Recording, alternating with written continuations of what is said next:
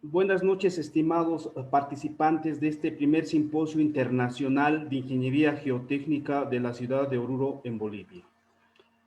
Vamos a seguir con la segunda ponencia a cargo del maestro en Ingeniería Francisco Alonso Flores López, ex ingeniero del Instituto Mexicano del Petróleo, ex investigador del Instituto de Ingeniería de la Universidad Nacional Autónoma de México, UNAM, socio y fundador y presidente de IGM, Ingenieros Geotecnistas Mexicanos, perito profesional en geotecnia por parte del Colegio de Ingenieros Civiles de Ciudad de México. El maestro Alonso nos impartirá la conferencia Efecto de la profundidad de desplante en la respuesta sísmica de edificios altos.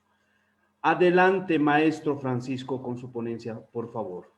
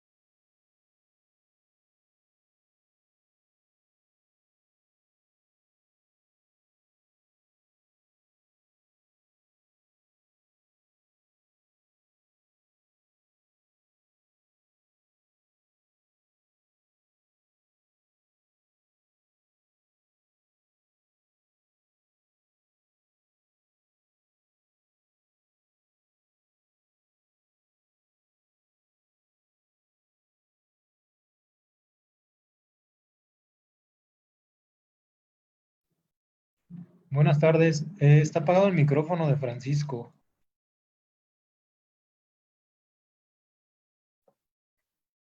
Muchas gracias. Perdón. Bueno, quisiera agradecer a la Asociación de Ingeniería Geotécnica de Oruro, Bolivia. Muchas gracias por la invitación a este primer simposio internacional de Ingeniería Geotécnica. Es grato para mí el que me hayan invitado. Hemos visto varias presentaciones bastante interesantes. La del doctor de hace un rato estuvo muy interesante y la de los días pasados igualmente. En esta ocasión yo les mostraré un poco acerca del efecto de la profundidad de desplante en la respuesta sísmica de edificios altos de México, en particular de la Ciudad de México. Voy a mostrarles una parte del contenido. Vamos a empezar con lo que es algunos conceptos de interacción dinámica suelo-estructura, los enfoques para el estudio de la interacción suelo-estructura, en este caso como punto principal, la interacción suelo-estructura a través de modelación numérica, y finalmente voy a mostrar un caso de estudio. Bueno, un punto importante es que el estudio completo del fenómeno de interacción suelo-estructura, en este caso lo vamos a abreviar como IDSE, incluye necesariamente dos etapas. La primera etapa es el análisis de la respuesta de sitio, o sea, los movimientos que conocemos como movimientos de campo libre, y una segunda etapa que incluye el análisis y los efectos que tiene la estructura en el suelo y el suelo sobre la estructura. Este es un esquema muy simplificado acerca de la interacción del problema conceptual. En este caso, el punto A lo conocemos como campo libre. Tenemos dos puntos a la misma elevación que A, solamente que uno está en un edificio muy esbelto, y el punto B y el punto C está en otra estructura. En términos muy simples, la interacción es básicamente cuando se da un efecto de interacción suelo-estructura cuando el movimiento en B y C es diferente al movimiento de campo libre, en este caso el movimiento en A. El fenómeno de interacción está influenciado fuertemente por varios factores. Entre ellos se encuentra la flexibilidad del suelo en el periodo efectivo de la estructura, la profundidad de desplante, que es el tema que vamos a hablar más a fondo. El tipo de cimentación también es un tema muy importante, si es una zapata, si es un cajón, si es pilote, si es una combinación de ambos, una cimentación mixta, como lo conocemos.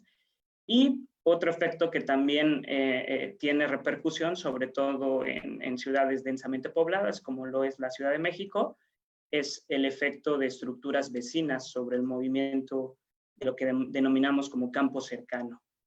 El primer punto, el efecto de la flexibilidad del suelo en el periodo efectivo, significa que al aumentar la flexibilidad del depósito de suelo, se incrementará el periodo efectivo. Una manera simplificada de incluir el efecto de interacción suelo-estructura en los códigos es obteniendo el corrimiento del periodo de la estructura debido a la interacción con el suelo.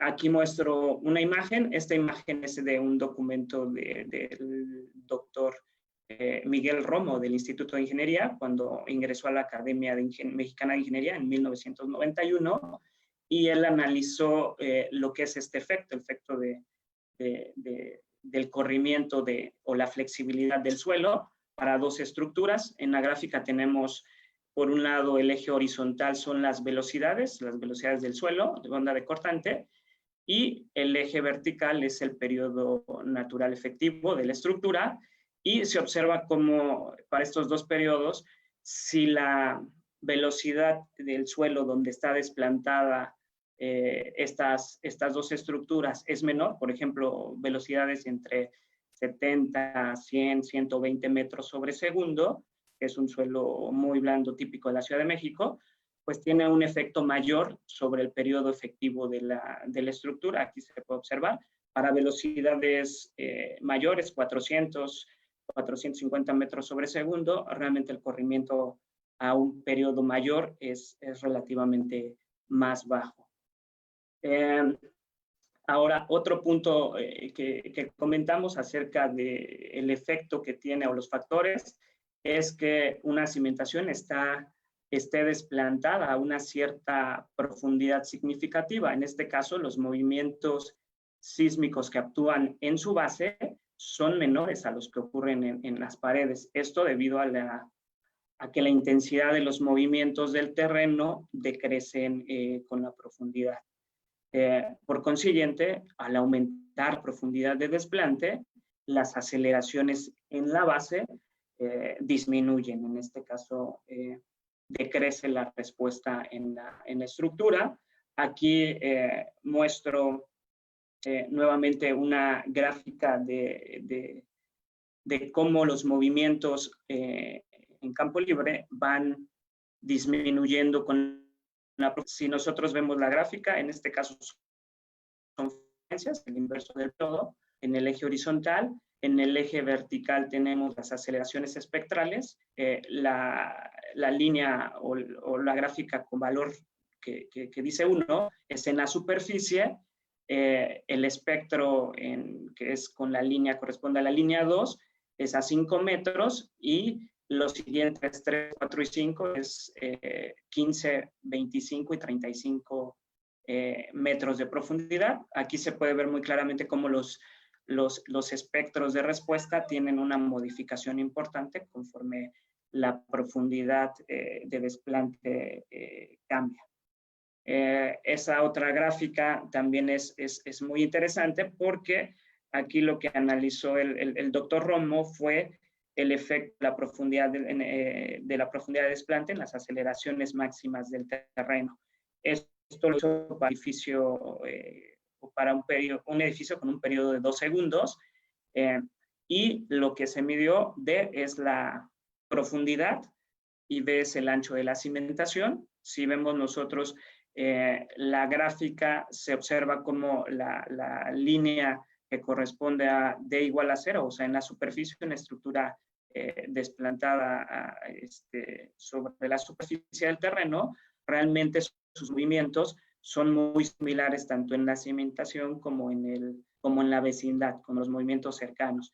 Conforme vamos aumentando la profundidad de desplante, esta relación, o en este caso el cociente entre las aceleraciones del terreno en campo libre o viceversa, las aceleraciones del cajón entre las aceleraciones máximas de la superficie del terreno van disminuyendo. Tan es así que si nosotros nos vamos a una profundidad de desplante de 12 metros, lo que se interpreta el movimiento en el cajón, o en este caso en la cimentación en la base del edificio, disminuye 25%, estamos llegando a valores de 0.75. Entonces, el efecto de la profundidad es un punto importante a tomar en cuenta en el diseño de una estructura. Otro factor significativo es el tipo de cimentación. Los efectos de interacción suelo-estructura dependen del tipo de cimentación que nosotros vayamos a tener. Vamos a ver en esta gráfica corresponde al análisis de espectros de respuesta para tres casos diferentes. Uno es el movimiento de campo libre, la línea continua.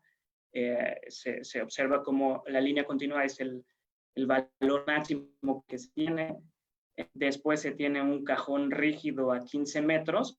Nosotros observamos esta gráfica, la gráfica tiene menores amplificaciones, es la del cajón rígido a 15 metros de profundidad, y el que está en un valor intermedio o más cercano al campo libre son una cimentación a base de pilotes de fricción, en este caso a 28 metros de profundidad. Significa que el cajón, al menos interpretando esta gráfica nada más, implicaría que los mayores efectos de interacción dinámica se dan en el cajón más que en los pilotes, en este caso pilotes de fricción. El otro punto importante que comentamos es que en una zona densamente poblada hay que considerar el efecto de estructuras vecinas que tiene, su efecto que tiene en la respuesta de la edificación. Aquí nuevamente muestro una gráfica en la cual se hicieron tres hipótesis. Una hipótesis donde se tiene una estructura al centro y dos edificios al lado. Hay otra suposición en el caso en el que se tienen dos estructuras a una cierta distancia, y el caso que se analiza típicamente, ¿no?, para el diseño de una estructura es: tengo una estructura aislada y veo su respuesta. Si ustedes observan la gráfica, nuevamente está en términos de espectros de respuesta. El movimiento en campo libre, perdón, el movimiento de la estructura aislada, que es el 3, es el que tiene una respuesta menor. En el caso de dos estructuras que están a una cierta separación, en este caso 3 veces el ancho de cimentación, tiene una amplificación para ciertos periodos, o en este caso para ciertas frecuencias. Y lo mismo pasa para el caso donde tenemos dos estructuras vecinas y estamos analizando la estructura en medio. Uno de los puntos que debemos tomar de manera importante es que la aplicación directa de los reglamentos, ejemplo, los reglamentos de la Ciudad de México, tienden a ser conservadores para casos particulares, ya que estos lineamientos son generales y además los movimientos se consideran en la superficie del terreno. De ahí que se establezcan algunos criterios para evaluar el fenómeno de interacción suelo-estructura. Otro aspecto importante radica que al usar espectros específicos de los reglamentos de manera directa, pues se desprecian los efectos de interacción dinámica suelo-estructura. Estudios orientados a evaluar diferentes facetas del problema de interacción dinámica han mostrado que arcillas de la Ciudad de México, en arcillas de la Ciudad de México, la interacción dinámica suelo-estructura que se desarrolla durante un evento sísmico puede resultar de suma importancia. Vamos a ver algunos casos. En esta diapositiva lo que muestro es un edificio, es el edificio del Instituto Mexicano del Petróleo, que es una estructura que es prefabricada de 5 niveles. Sus dimensiones y plantas son de 14 metros por 71. Cuenta con un acelerómetro en la base de la estructura, cerca del centro geométrico en planta de la estructura, y un acelerómetro instalado en campo libre. Con esto es relativamente fácil evaluar los efectos de interacción suelo-estructura, la modificación en los movimientos entre lo que es campo libre y directamente la base de la cimentación. En este caso, el acelerómetro está instalado a 20 metros del edificio. Las cimentaciones a base de contratraves invertidas están embebidas en el suelo aproximadamente 2 metros. Esta gráfica lo que muestra básicamente es el registro o los movimientos para 2 direcciones, la dirección longitudinal y transversal, y en este caso es el cociente espectral entre el movimiento de la base de la cimentación, entre el movimiento de campo libre. Si ustedes pueden observar, periodos menores a 1 a 2 segundos, el valor del cociente es menor a 1, significa que hay unos efectos de interacción importante para estos periodos, para periodos menores a 2 segundos. Para periodos arriba de los 2 segundos se tienen valores muy cercanos a la unidad, significa que ahí en ese rango de frecuencia son muy similares los movimientos del terreno y los de la estructura, y en algún caso se tiene frecuencias muy particulares, que el efecto o la aceleración máxima del terreno fue mayor que la aceleración máxima del edificio.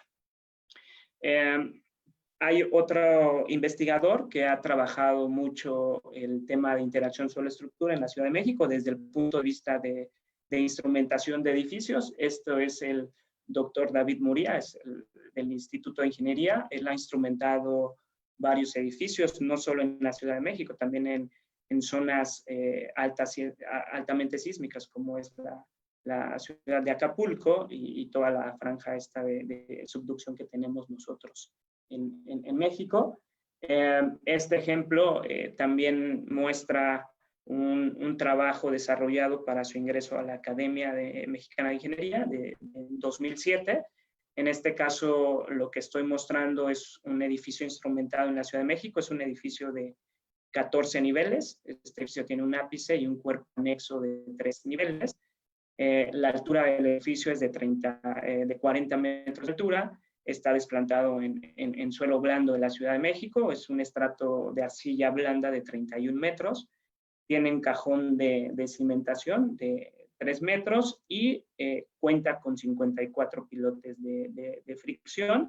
En este caso, la instrumentación consta de 14 acelerómetros triaxiales, dos acelerómetros en pozos profundos, en este caso a 20 y a 45 metros. Se tiene también uno en campo libre a 5 metros, cuatro acelerómetros en sótano, 2 en el nivel 5, 2 en el nivel 10 y 3 en la azotea. En este caso, este edificio se instrumentó en 1992 y por algunas situaciones con el dueño de la edificación se retira la instrumentación en 2006. Sin embargo, realmente dio oportunidad de tener muy buenos resultados para ver el comportamiento directamente del edificio. Normalmente estas instrumentaciones que realiza el doctor David Muria y su equipo implica no solo ver el efecto de interacción, también implica ver algunos otros parámetros de la estructura, formas modales y algunas otras características. Normalmente se colocan varios acelerómetros en el mismo nivel debido a que al tenerlos, por ejemplo, en la azotea, si ustedes logran observar, en la azotea se tienen instalados tres acelerómetros en el centro y en esquinas, en diagonal, para poder medir lo que conocemos como torsión, o en el caso de la componente vertical, ver los movimientos de cabeceo del edificio. Tenemos otro edificio, este edificio instrumentado en 1990. El edificio es de 17 niveles, cuenta con una altura de 55 metros y de altura, y el cajón de cimentación es de 2.8 metros de profundidad. Está cimentado con 266 pilotes de fricción y a 27 metros de profundidad, 27 metros de longitud, perdón. La instrumentación constó también de 12 acelerómetros, 3 en sótano, 4 en los entrepisos de estacionamiento, 7 y 8, 2 en el cuerpo de la torre y en el nivel 6, que es, en este caso estaba destinado a oficinas, y 2 en la azotea. Debido a que este edificio no contaba con estaciones en campo libre, con lo cual se pudiera medir la interacción, en 1999 se instalaron 2 acelerómetros más, uno en el jardín, en un pozo, a la misma profundidad de desplante del cajón, o sea, 3 metros, y otro directamente en el sótano de la edificación. Este tercer caso es un edificio también de la Ciudad de México. Este edificio tiene 6 niveles, 2 sótanos y una altura de 21 metros. Está igualmente desplantado en la Ciudad de México, en suelo blando. El cajón de cimentación aquí es un punto importante. El cajón tiene 9 metros de profundidad, su base. Están instalados, tiene una instrumentación a base de 5 acelerómetros, uno en sótano, 2 en planta baja y 2 en azotea. En este caso, igualmente este edificio, el edificio MJ, se instaló la instrumentación en 1990 y en 2000 se retiró. Ahora, ¿qué es lo que nosotros medimos durante la instrumentación de estas edificaciones? Pues los efectos de interacción suelo-estructura pueden conocerse mediante el cálculo de los cocientes espectrales. Es una forma, los cocientes espectrales entre los registros del centro del sótano y del terreno, lo que nos va a indicar cuál es el porcentaje o cuál es la variación de los movimientos entre campo libre, lo que veíamos al principio del modelo conceptual, la diferencia del movimiento entre A y B, a partir de los cocientes espectrales. ¿Por qué a partir de cocientes espectrales? Porque no se obtiene directamente, o al menos con esta metodología, no se obtiene directamente los movimientos, no es el cociente del registro de aceleraciones en campo libre y el registro de aceleraciones en la cimentación, sino se calculan ya sea las funciones del espectro de Fourier o los efectos de respuesta, y a partir de esos valores se hace el cociente espectral. Con eso lo que se observa es el movimiento de la base para ver si difiere o no de los movimientos del campo libre. En el caso de los efectos de interacción, un punto importante, debido a que su base no es totalmente rígida, se puede mover tanto lateral como verticalmente. Los efectos de interacción producen en la respuesta del edificio movimientos tanto de traslación, cabeceo y torsión de la base. Aquí no me estoy metiendo a detalle en estas investigaciones porque el tiempo es breve.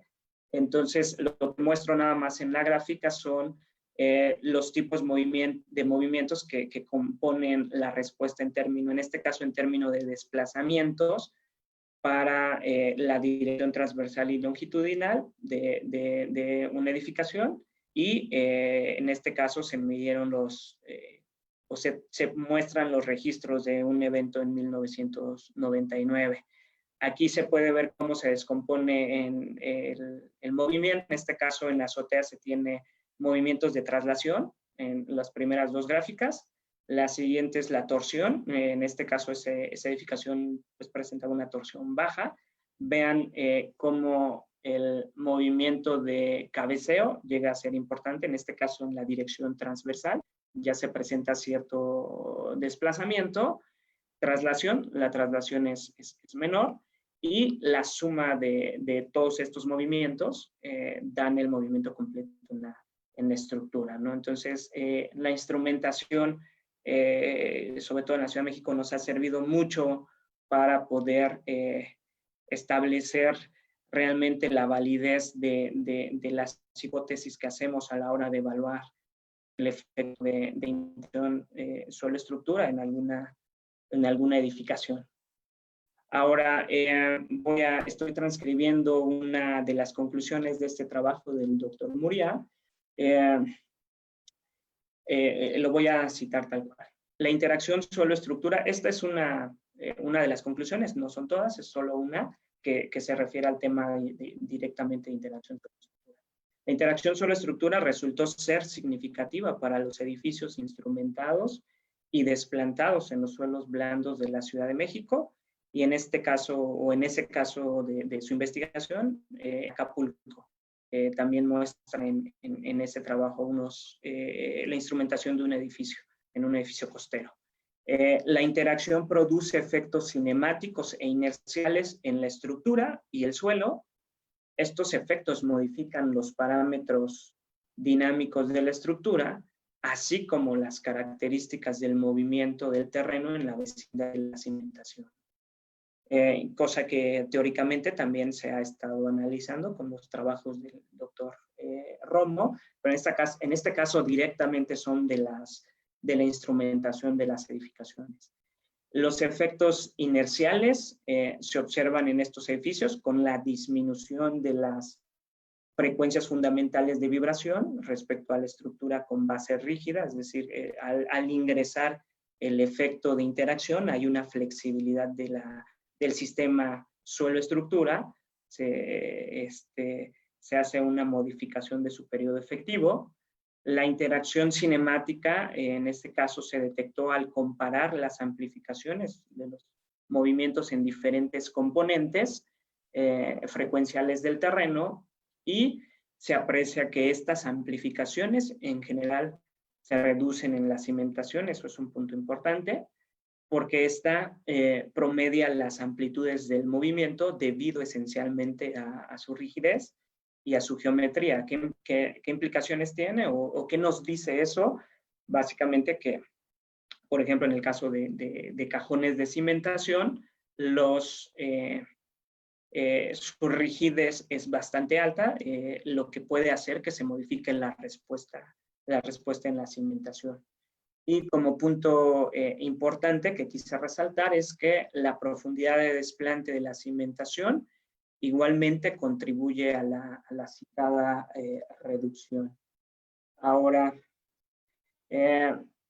¿cuáles son los enfoques que existen? Ya hablamos de algunos análisis, algunos trabajos en cuestiones teóricas, analíticas del doctor Romo, y él mismo hizo la instrumentación del edificio mexicano del petróleo, y el que se ha reportado en la práctica realmente ya en la instrumentación de los edificios. Ahora, ¿con qué enfoques analíticos se puede atacar el estudio de interacción suelo-estructura? De forma muy tradicional, este es el esquema principal, el modelo desacoplado. Por un lado se analiza la respuesta de la superestructura, por otro lado se analiza la respuesta del campo libre, y se genera lo que conocemos como impedancias dinámicas que involucran que involucra factores tanto del suelo como de la cimentación como tal. La rigidez normalmente son geométricos y en el caso de tomar en cuenta la cimentación, y en el caso del suelo, pues de su rigidez o la velocidad de onda cortante que se tenga, y se hace un proceso iterativo. Entonces y después se conjunta, las impedancias se le colocan al modelo estructural y se hace análisis desacoplado. Este es uno de los esquemas, es el que principalmente se genera en la práctica. Sin embargo, también tenemos un análisis acoplado en el cual directamente se coloca el sismo en la base del modelo o en la base de nuestro modelo conceptual. De ahí se propaga a través del suelo, pero incluyendo la cimentación, y esta se propaga directamente al edificio. Llega la onda a la parte superior, a la azotea de la edificación, regresa y hay un efecto, hay una modificación de los movimientos tanto en el suelo debido a la rigidez de la estructura y a la presencia, más que a la rigidez, a la presencia de la estructura y viceversa. Del lado derecho es el caso del modelo acoplado, es una respuesta en conjunto. Aquí yo voy a hablar simplemente del segundo caso, de modelos acoplados. En este caso voy a mostrarles algunos resultados respecto a la calibración de modelos numéricos que hemos hecho con ese enfoque. En este caso aquí aparece la publicación. El trabajo lo desarrollamos en el año 2010, en 2011 se publicó. Con el trabajo conjunto con el doctor Mayoral del Instituto de Ingeniería y del doctor Romo. Les muestro el esquema. En este caso no es una edificación, es una estructura, es un puente vehicular en la Ciudad de México. Este ha sido instrumentado durante más de 10, 15 años por el doctor Manuel Mendoza del Instituto de Ingeniería y ha dado muchísimos resultados respecto al comportamiento de este tipo de cimentaciones. Es una estructura reticular, un cajón de cimentación a base de contratraves y desplantado en pilotes. No voy a entrar al detalle en cuanto a la estructura. Básicamente está instrumentado tanto en la base de en la base de la estructura, en el cajón. Está instrumentado también en un pozo cercano para ver. Cuenta con celdas de presión para poder medir la presión o la fuerza que se genera en los pilotes durante eventos dinámicos. En este caso únicamente voy a mostrar el esquema. Este es uno de los esquemas con los que hemos analizado. Es un modelo de elemento finito que incluye tanto a la estructura de manera muy simplificada como el cajón de cimentación y las pilas y obviamente el suelo. El puente se llama puente impulsora y forma parte de uno de los apoyos del metro, el metro impulsora, el metro de la Ciudad de México. Ahora, ¿qué hemos obtenido? Por ejemplo, del lado izquierdo, ven ustedes una gráfica, son espectros de respuesta.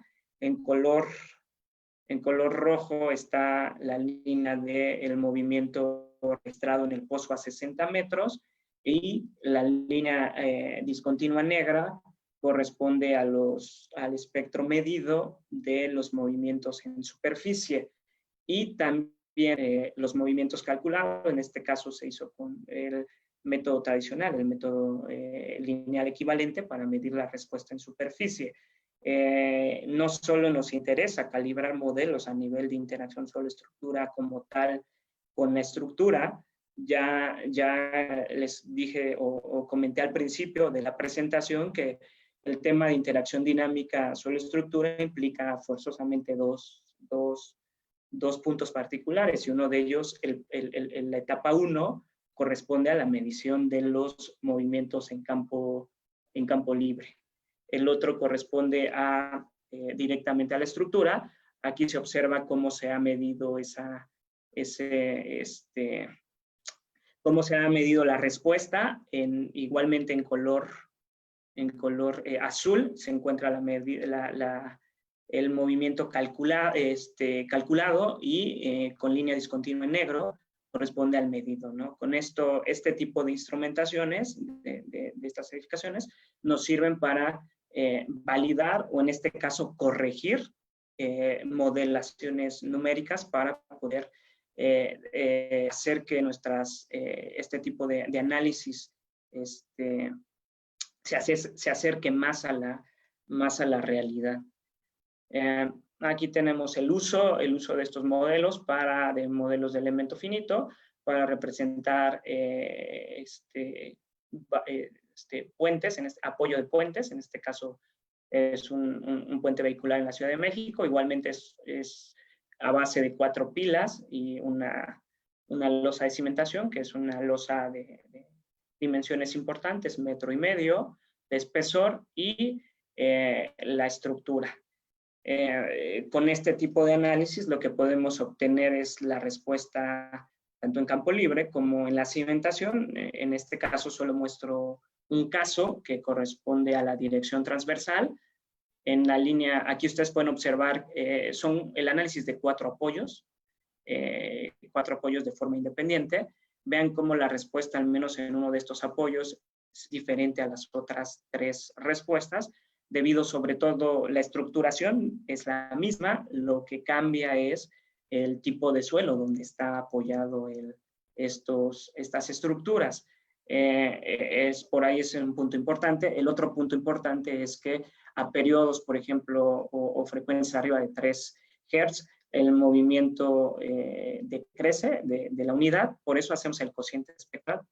Con eso nos ayuda a visualizar fácilmente cuál es el efecto de interacción, si existe o no existe, en frecuencias menores a 1 segundo. En este caso en particular, no tiene un efecto importante la interacción. Sin embargo, frecuencias mayores de 1.5, 2 Hz ya presenta un efecto importante. Una vez que ya establecimos tanto las mediciones, los casos teóricos, las calibraciones de los modelos, quiero mostrarles un caso de estudio en particular. En este caso es un edificio de 20 niveles de altura, de 20 niveles, con una altura de 85 metros y 9 sótanos. En particular está desplantado a 27 metros de profundidad. Como hace un momento lo comenté, realmente la profundidad es un factor importante en el análisis de interacción suelo-estructura, y en particular 27 metros pues involucra un efecto muy importante. El área en planta de esta estructura son 2.900 metros directamente de la edificación y 3.700 de la estructura. De la estructura son 2.900 metros y 3.700 de la estructura. Este es el esquema de la estructuración. Aquí se puede observar cómo la cimentación es mayor al área en planta de la estructura. En este caso, esta estructura tiene una geometría bastante irregular. Sin embargo, se cuidó que el centro geométrico estuviera muy cerca del centro de gravedad. ¿Cómo? Pues mediante el cambio en las secciones de la estructuración directamente del edificio. Para ver más detalles, también aquí dejo el dato de la acción donde lo tenemos plasmado. El siguiente punto es las condiciones geotécnicas del sitio. En este caso, este edificio se encuentra ubicado en la zona del lago, en la Ciudad de México. Está integrado por depósitos de arcilla altamente compresibles. Aquí muestro un mapa. Este es un mapa de la Ciudad de México. Es la zonificación que viene en nuestro reglamento, que directamente son 3 zonas: zona de lomas, zona de transición, zona de lago. El lago corresponde a suelos más blandos. En este caso en particular muestro la zonificación de 2004, sin embargo ya tenemos una zonificación más actual, 2017, pero el desarrollo de la edificación, lo vamos a ver más adelante, se hizo en su momento, esto fue en 2016, no teníamos todavía la reglamentación actual, entonces se hizo con este reglamento. Muestro rápidamente cómo está la estratigrafía. Es un relleno superficial, normalmente es de 1,80, muy, muy pequeño, de cascajo o de material de relleno. Una superficial que va de 1,80 a 5 metros, 5,30, contenidos de agua entre 50 y 75%, relaciones de vacíos baja, 1,6, pesos volumétricos de 1.57 toneladas metro cúbico. Posterior a la costra superficial tenemos lo que conocemos nosotros como formación arcillosa superior, y esta formación va de los 11 metros hasta los 28.10 metros de profundidad. Es un estrato de agua compresible. Vemos aquí, vean la diferencia en contenidos de agua de 100 a 370%, relaciones de vacíos ya muy diferentes a las anteriores, entre 2 y 8%, entre 2 y 8, y pesos volumétricos también, que varían entre 1.16 y 1.60. La capa dura, nosotros conocemos una capa dura que sea un material más competente, está entre los 28 y los 42 metros.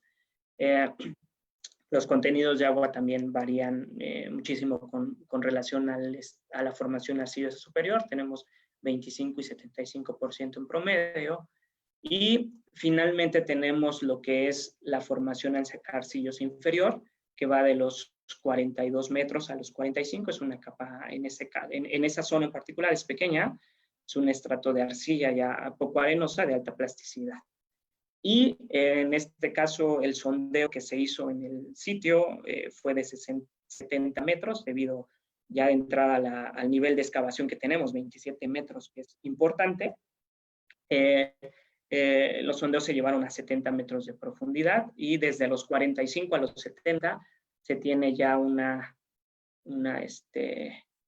ya se tiene lo que conocemos como los depósitos profundos. Las condiciones geotécnicas del sitio, también lo que se midió fueron las presiones intersticiales. En este caso se instalaron piezómetros, y uno de los efectos principales en la Ciudad de México pues es el tema del abatimiento del nivel de aguas freáticas, o abatimiento de las presiones de poro debido a extracción de agua a los pozos de bombeo que tenemos. En este caso en particular realmente se tiene un abatimiento importante. Vean, la línea azul corresponde a la presión hidrostática, que viene desde los 3 metros. A 3 metros de profundidad ya se tenía el nivel de aguas freáticas, y en la instalación de los piezómetros se observó que hay un abatimiento muy importante en esta zona, que ahí en una línea horizontal muestro cómo es este abatimiento, la distancia que hay de entre la línea de presión hidrostática y la que se midió en el sitio. Parte de la caracterización también incluyó lo que es las propiedades dinámicas. En este caso, las velocidades de onda de cortante se midieron a través de una prueba de downhole. Si ustedes logran observar, se tienen por ejemplo, en la parte superficial, lo que es el relleno, velocidades altas. Posteriormente hablamos de lo que es la costra superficial hasta los 5 metros. Tenemos velocidades entre 100 y 120 metros por segundo. Y llegamos a la serie arcillosa superior, y pues ya realmente las velocidades de onda medidas pues decrecen muchísimo. Tenemos velocidades medidas aquí en la ciudad de 50 a 60 metros por segundo.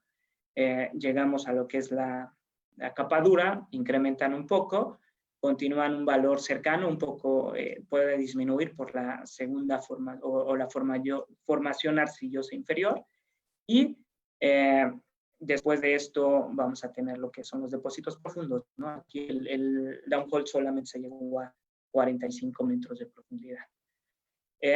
Otro parámetro importante que tuvimos que utilizar, pues son, para medir la degradación de los materiales, pues son las curvas de rigidez, ¿no? Curvas de rigidez normalizadas, tanto curva de rigidez de G como la relación de amortiguamiento, que normalmente las obtenemos de pruebas de laboratorio, columna resonante, cíclica, corte simple directo. En este caso, se ocuparon curvas de esos materiales. En la Ciudad de México se tiene curvas proporcionadas. En este caso, doctor Romo ha trabajado mucho en arcillas altamente plásticas con contenidos de 200, 300%. También aquí aparecen las curvas típicas de la literatura, curvas como las de Busetic y Dobry, esto es para el caso de arcillas, ¿no? Tanto Gentry-Hemax como amortiguamiento. También tenemos curvas de degradación en arenas. En este caso mostramos aquí las curvas típicas de SIT y algunas que ha propuesto en la literatura, en este caso Darendelli y Stocki. Ahora bien, para este caso en estudio, tuvimos que hacer la búsqueda de información sismológica. En este caso empleamos 5 estaciones sismológicas que tenemos en la Ciudad de México. En este caso son 5 estaciones en roca, que están en un radio no mayor a 20 kilómetros. De ahí se consideraron los registros sísmicos con magnitudes mayores a 6.5, ¿no? Todos los registros que se hayan detectado o registrado en estas estaciones, en estas 5 estaciones, con estas características. Aquí muestro lo que es la línea discontinua, en ese momento era el espectro de respuesta o el espectro de diseño de nuestras normas técnicas complementarias para la zona 1 y aparte la línea azul, la línea negra y la línea roja corresponden tanto al envolvente, la línea roja, el valor medio de todos estos espectros. Obviamente estos espectros primero se normalizaron y la media más la desviación estándar de estos espectros. De estos se eligieron 4 registros sísmicos únicamente. Aquí aparece una tabla con los valores. El sismo del 15 de junio del 99, el sismo representativo de la Ciudad de México, el 19 de septiembre de 1985, y otros 2 registros sísmicos. Aquí aparecen sus características, ¿no? Su magnitud.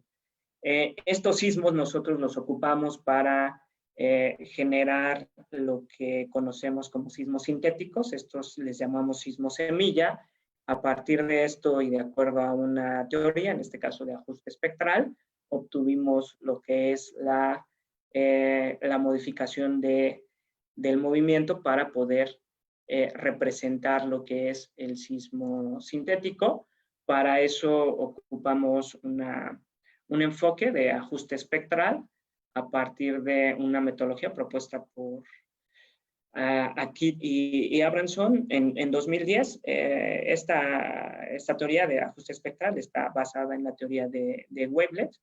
Sin embargo, no es la teoría original. La teoría original la desarrolló Abramson desde 1992 y ha habido algunas modificaciones. La más reciente que nosotros hemos visto es esta de 2010. Utilizamos esa modificación y lo que hicimos fue ajustar esos sismos registrados en estas estaciones y obtuvimos estos 4 sismos sintéticos para poder aplicarlos en nuestro modelo. Eso es algo importante, ¿no? No podemos utilizar el registro sísmico como tal, sobre todo no en el diseño, ¿no? A lo mejor para revisar un comportamiento que se acerque para validar un modelo, sí, pero no para el diseño ya directamente. Tenemos que hacer uso de un espectro de diseño objetivo, ya sea un espectro de peligro uniforme, un espectro envolvente como el que vimos.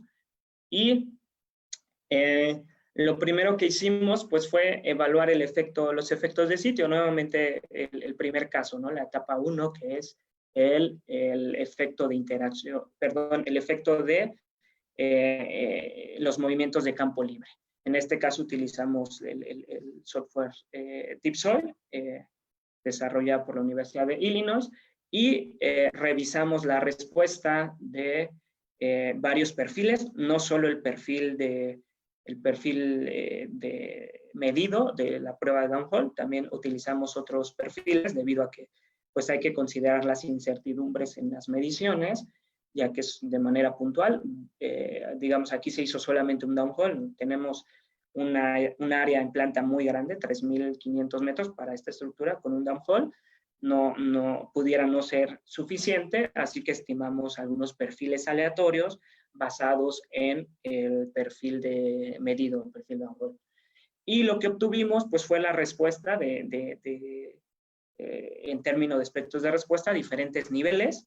Estamos hablando ahorita que tenemos 10 perfiles aleatorios, un perfil medido, 11 perfiles de suelo, 4 movimientos, entonces tenemos 44 espectros a diferentes niveles, ¿no? Entonces, 44 en este caso a nivel de superficie. Vean, la línea en negro corresponde al espectro de sitio en superficie, o el espectro con el que se diseña en superficie, y los demás son los resultados del análisis de propagación de onda.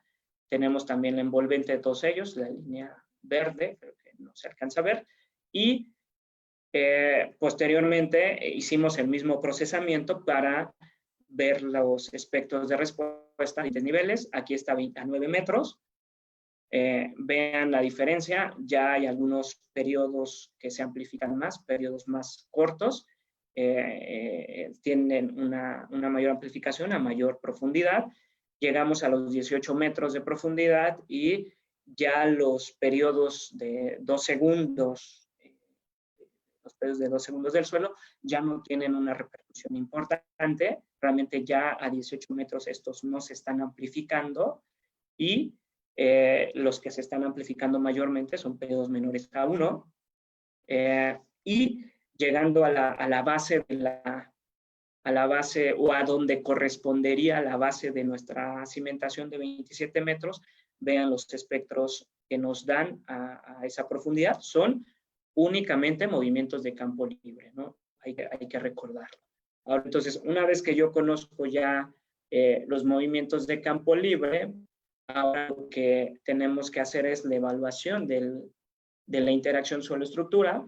Para este caso utilizamos un modelo tridimensional de diferencias finitas en el dominio del tiempo.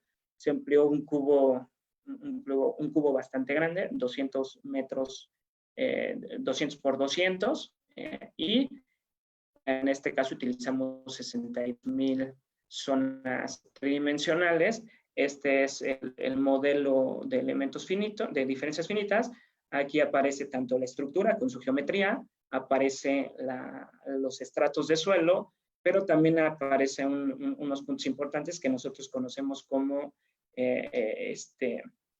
fronteras de campo libre, que están unidas al suelo o al modelo del suelo con resortes y amortiguadores para evitar los efectos de borde laterales. Aquí es una planta del modelo, para que vean la geometría que tiene la estructura. Y un tema importante es cómo modelamos el edificio, ¿no? El suelo, normalmente pues los geotecnistas tenemos ya cierta idea de cómo modelarlo. En el caso de la estructura, también tenemos que saber cómo modelarla. En este caso muestro un esquema propuesto por Romo como una viga de cortante o una viga de corte. Este es el edificio en posición normal. Este sería un edificio ya con un movimiento durante el sismo. En este caso solo es un desplazamiento lateral. Y simulamos esto. Normalmente que el modelo no sea tan robusto, tan pesado, porque los análisis computacionales importantes. Entonces, lo que hacemos es la simplificación de las rigidezas de la edificación. En este caso, del lado izquierdo está la estructura, del lado derecho está el volumen equivalente de la estructura. Entonces, se le aplica una fuerza unitaria a la estructura y se obtiene cuál es el desplazamiento de esta, y eso lo que hacemos es una equivalencia entre un modelo de columnas, losa, traves, a un modelo sólido, y en el modelo tridimensional se asumen como con una rigidez equivalente entre las fuerzas laterales, fuerzas unitarias. Un proceso similar lo ha desarrollado ya hace muchísimos años el doctor Seba, que así es un modelo análogo para estudiar el suelo, la configuración de la columna de corte que desarrolló en 1973. Ahora, un punto muy importante aquí, el trabajo de interacción involucra pues, a varios especialistas, no solo al geotecnista, el ingeniero estructurista o estructural, también tiene un papel muy importante en esto. En este caso aquí muestro dos gráficas, uno son las masas, a partir de análisis de eigenvalores y de análisis espectral de la estructura como tal, donde obtenemos lo que son las masas de cada nivel de la estructura, sus rigideces. Vean, en línea roja y en línea negra se tienen en rigidez, se tiene la rigidez tanto longitudinal como transversal. Y aquí la parte interesante, o al menos que a mí me pareció muy interesante de los ingenieros estructuristas con los que colaboramos, es que buscaron que la combinación de sus traves y contratraves, al ser muy irregular su estructura, trataron que se pareciera más en términos de rigideces para poder tener un comportamiento similar. Aquí también aparecen las rigideces de la cimentación. Vean un valor pues, muy diferente, ¿no? Entre la rigidez. Creo que aquí se ve muy claramente dónde empieza la rigidez del suelo, perdón, la rigidez del cajón de cimentación y dónde inicia la de la estructura. Por ahí vemos un quiebre importante. El quiebre se explica porque a ese nivel tenían... quisieron hacer una especie de doble, dos pisos, lo hicieron como uno nada más, porque en esa zona era, si no mal recuerdo, un centro comercial, o pretendía un centro comercial en esta zona. De ahí aquí edificios típicos, seguramente en muchas partes del mundo también, es que sea como, ¿no? Tengan centros comerciales, que tenga oficinas, que tenga departamentos. Y otro punto importante de los datos de la estructura que requerimos, pues es el análisis de las formas modales. Aquí muestro una gráfica donde en el eje horizontal aparecen las formas modales. En este caso, en el 5 modal, alto, 80 menos, y es bastante flexible. El periodo de la estructura original andaban alrededor de los 3 segundos. Del lado izquierdo, en el eje vertical, aparecen los periodos y del lado derecho aparece un porcentaje de identificaciones por las formas superiores o los modos de vibrar superiores llegan a tener una relevancia muy importante. Aquí creo que es muy claro, el porcentaje de participación es mayormente son los primeros modos, pero solamente 3, y formas modales altas, la forma modal 24 o 27, llegan a tener una participación muy, muy importante. Aquí menciono el periodo, 3.29 segundos en una dirección y 3.09 en otra dirección. El análisis de interacción se realizó a partir de una base flexible en donde colocamos el movimiento. Normalmente la base flexible ayuda a que las ondas no sufran este efecto de error. Y esto implica hacer una base flexible, utilizar el movimiento ya no en términos de aceleraciones, sino entre velocidades. Como ya lo había mencionado, se utilizaron fronteras de campo libre en las paredes del modelo. Y otro punto bien importante, se utilizó una ventana de tiempo. ¿Por qué una ventana de tiempo? Recordemos que lleva un volumen importante de suelo, las rigideces del cajón, la estructuración, la geometría, realmente ya empieza a tener un costo computacional alto. Entonces, lo que efectuamos para disminuir ese tiempo fue hacer ventanas de tiempo. ¿Cómo se analizan? Pues a través de algunas metodologías, a través de la concentración de la energía en el acelerograma. En este caso, utilizando la intensidad de áreas y definimos estas ventanas de tiempo. Entonces, el análisis solamente se hace para la zona intensa del sismo. Aquí muestro digamos, una fotografía, una instantánea del movimiento a una cierta tiempo, de cómo se ve la edificación, vean, una S, cómo se mueve el suelo, pero además de manera interesante es cómo se mueve la cimentación, es bastante rígida. Tenemos 9 sótanos a base de un cajón de cimentación muy robusto, y vean cómo el cajón realmente tiene un efecto rigidizante en el movimiento, entonces realmente se mueve como un cuerpo rígido. Y aquí hay otra imagen un isométrico de cómo se mueve la estructura y el suelo.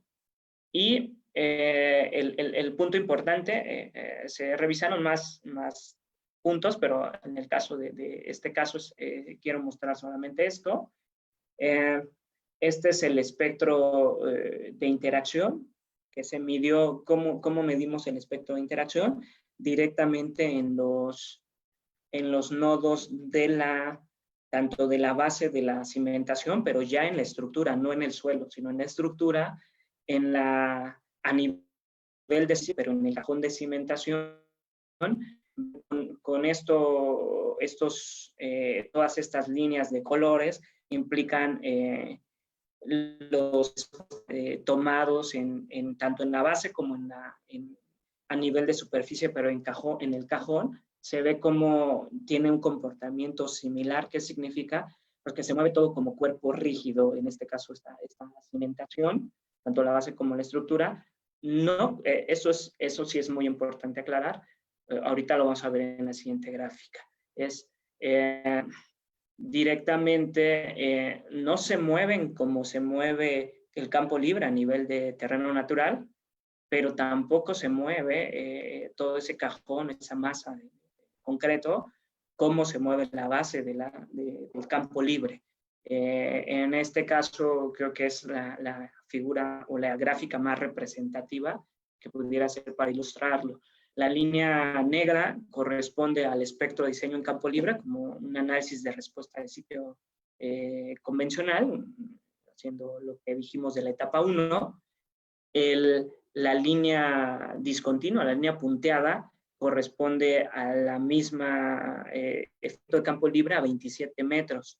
Y la línea roja corresponde a los movimientos que se obtuvieron en la cimentación ya con este efecto de interacción. Vean cómo hay un valor intermedio. Entonces, ese punto es importante a tomar en cuenta, sobre todo en el caso de los diseños con cimentaciones que cada vez son más típicas, ¿no?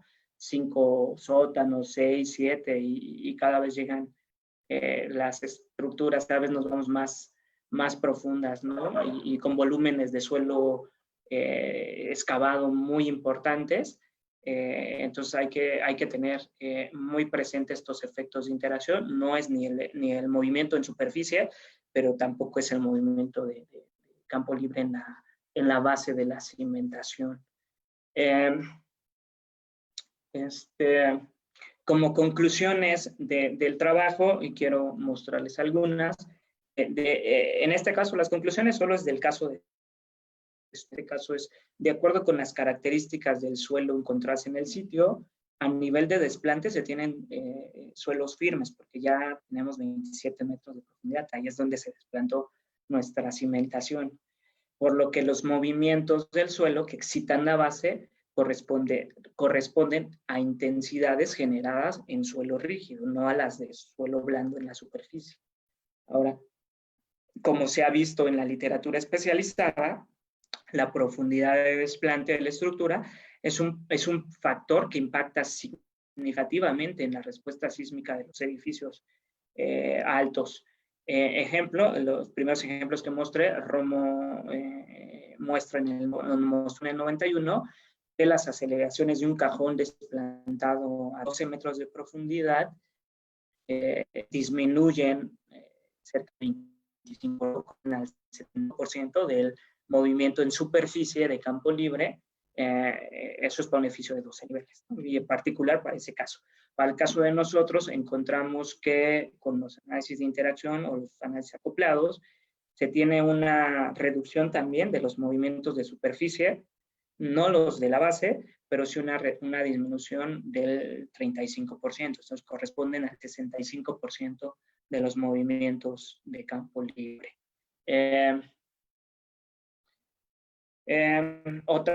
Otro factor que impacta en la respuesta de la superestructura es la rigidez de la cimentación. Vemos el caso de 3.700 metros cuadrados de área en planta. Las propiedades de rigidez del cajón hacen que éste se mueva como cuerpo rígido y se observaron movimientos muy similares entre el sótano 9 y la planta a 0 metros, que pues tiene dos factores importantes. Uno, la alta rigidez del cajón, y dos, el confinamiento con el material que tiene a los costados. Otra conclusión es que el análisis de interacción de edificios altos desplantados en suelo blandos y con profundidades de desplante de la cimentación considerable tienen un impacto importante en el espectro de diseño sísmico del edificio. Y creo que para mí el tema más importante de todo esto es que el efecto de interacción dinámica sobre estructura o suelo, cimentación, estructura requiere de una integración de los trabajos tanto del ingeniero estructurista como del ingeniero de geotecnista. Así es como se integró este caso de estudios. Estuvimos trabajando en conjunto ambas áreas y se requiere de una comunicación directa, ¿no? Es muy típico y seguramente en muchos despachos no solo de México, Latinoamérica y del mundo, pues que el geotecnista y el estructurista trabajen en lugares diferentes y esa comunicación sea nula en algunos casos, ¿no? O a veces poca y en muchas ocasiones nula. Esto con la finalidad de llevar a cabo en la práctica análisis acoplados que tomen en cuenta en la medida de lo posible la mayor cantidad de información tanto del suelo como de la estructura. Con esto concluyo mi presentación. Esta imagen que mostré al principio corresponde básicamente al edificio en este momento. Eso lo trabajamos en 2016 y ahorita estas son las características del edificio que ya se tiene construido, ¿no? Entonces, creo que es importante que este tipo de análisis no se queden solamente a nivel de investigación, ¿no? Sino que sean cada vez más frecuentes en la práctica para tener un mejor entendimiento del problema. Pues con esto concluyo, Richard. Gracias a todos. Muchas gracias, maestro Francisco Alonso Flores López. Estimado maestro, tenemos una serie de preguntas, de favor. Pregunta Gustavo Redondo. Muy buena exposición, gracias sobre lo presentado en la introducción, entre paréntesis, profesor Romo. El estudio de reducción del espectro con la profundidad, inicia pregunta. ¿En qué tipo de geomateriales se encontraba la cimentación de la estructura?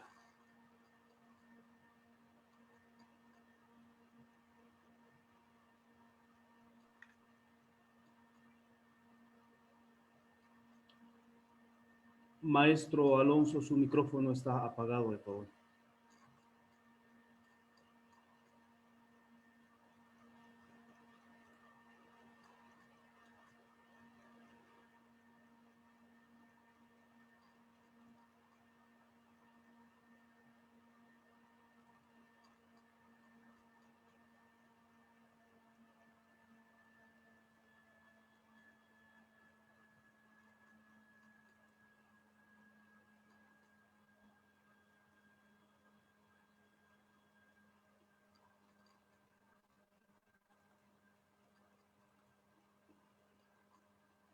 Estimado Julián, ¿le podríamos dar de favor micrófono y pantalla Maestro Alfonso, de favor, estimado Julián.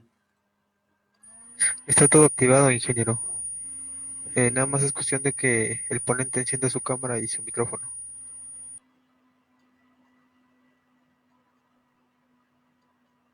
Listo, no te alcancé a escuchar la pregunta.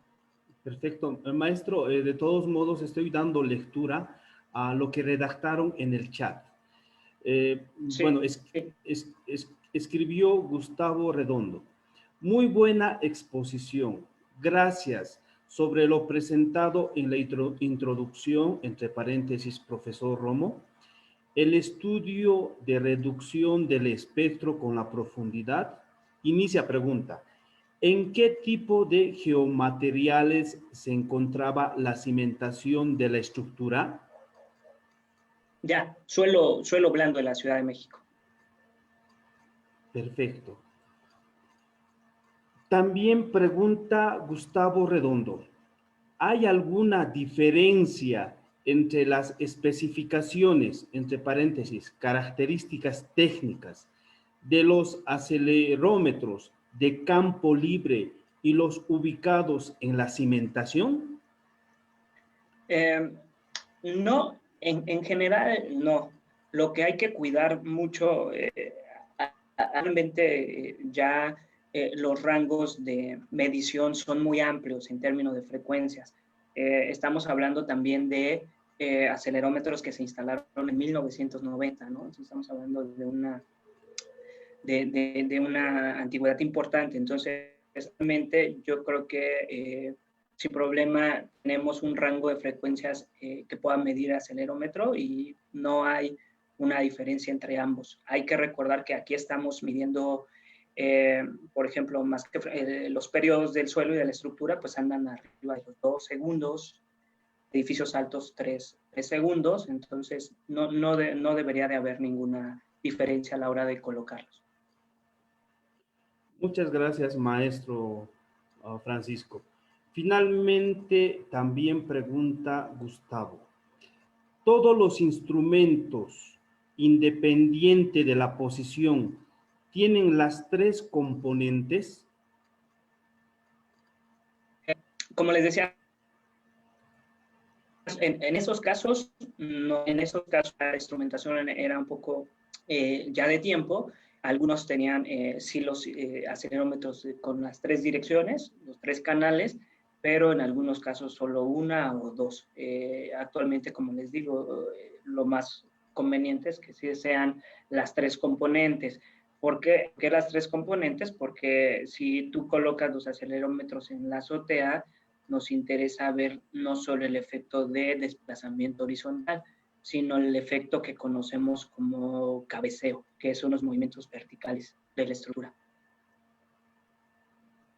Perfecto, muchas gracias, maestro.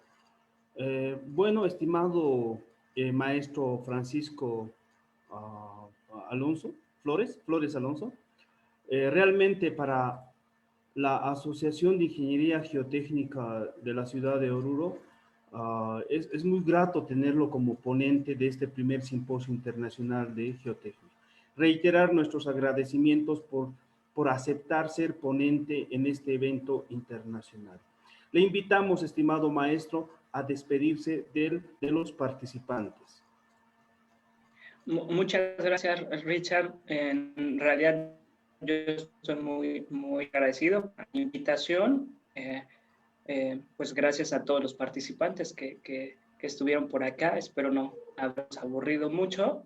Y pues muchas gracias por la invitación a su primer simposio internacional. Muchas gracias, maestro. Despidamos de favor, estimados participantes, con un fuerte aplauso virtual a maestro Francisco Flores López.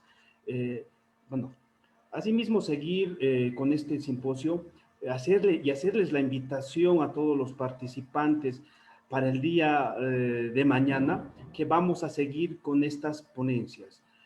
Por lo pronto, muy buenas noches y hasta mañana, estimados participantes.